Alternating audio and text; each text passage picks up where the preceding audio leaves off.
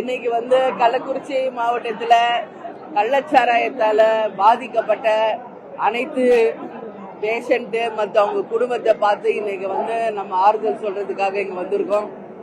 தமிழ்நாடு முழுவ இன்னைக்கு டாஸ்மாக் கடைகள் அதிகமாயிட்டு இருக்கு.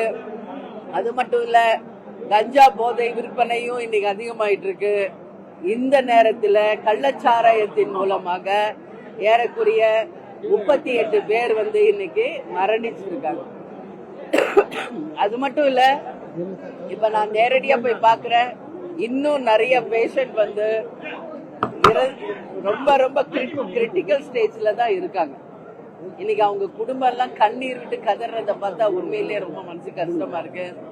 இன்னைக்கு எல்லா பெண்களும் என்கிட்ட முறையிடுவது, முதல்ல தமிழ்நாட்டில இருந்து டாஸ்மாகை அகற்றணும்.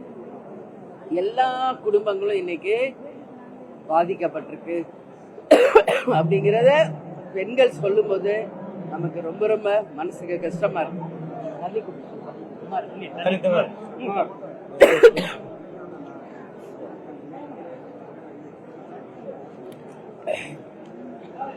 எல்லா லேடிஸும் நம்ம பாக்குறோம், ஒரு பெண் என்கின்ற முறையில அத்தனை பெண்களும் என்னை கட்டி பிடிச்சி அவங்க கதற போது என்னால உண்மையிலேயே ரொம்ப மனசு கஷ்டமா இருக்கு.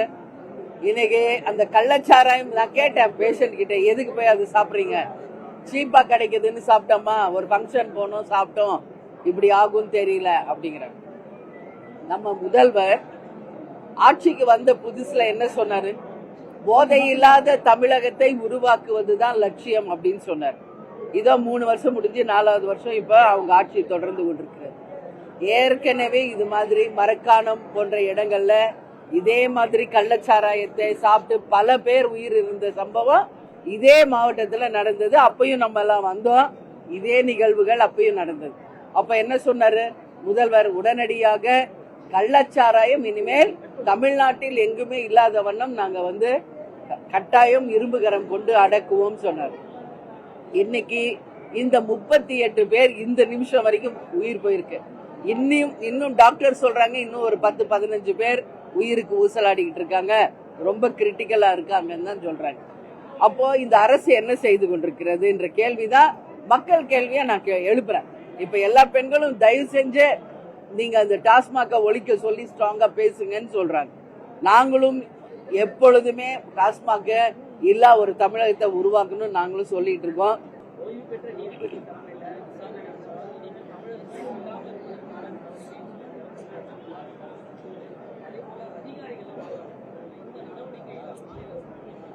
இல்ல, உடனே அதிகாரிகளை மாத்திடுவாங்க. ஒரு விஷயம் நடக்குதுன்னா முதல்ல பலிக்காடாகிறது அதிகாரிகள் தான். உடனே அதிகாரிகளை மாத்திட்டா மட்டும் போன உயிர் வந்துருமா?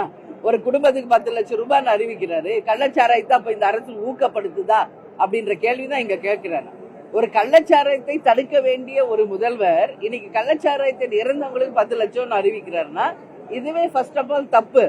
அப்போ நம்மளும் கள்ளச்சாராயம் குடிச்சு செத்தா நம்ம குடும்பத்துக்கு 10 லட்சம் வரும் அப்படின்றதுதான் இதுல நம்ம புரிந்து கொள்ள வேண்டிய ஒரு விஷயமா இருக்கு. இது தப்பான ஒரு முன்னுதாரணம்.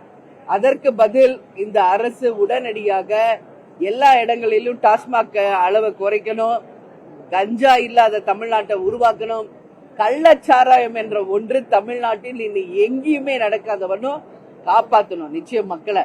எனவே இன்னைக்கு உடனடியாக அவங்க குடும்பத்துக்கு ஆறுதல் சொல்லி அவங்க துயர்ல பங்கேற்றிருக்கோம். அடுத்த கட்ட நடவடிக்கை என்ன என்பதை வெகு விரைவில் தேமுதிக சார்பில் நாங்கள் அறிவிப்போம்.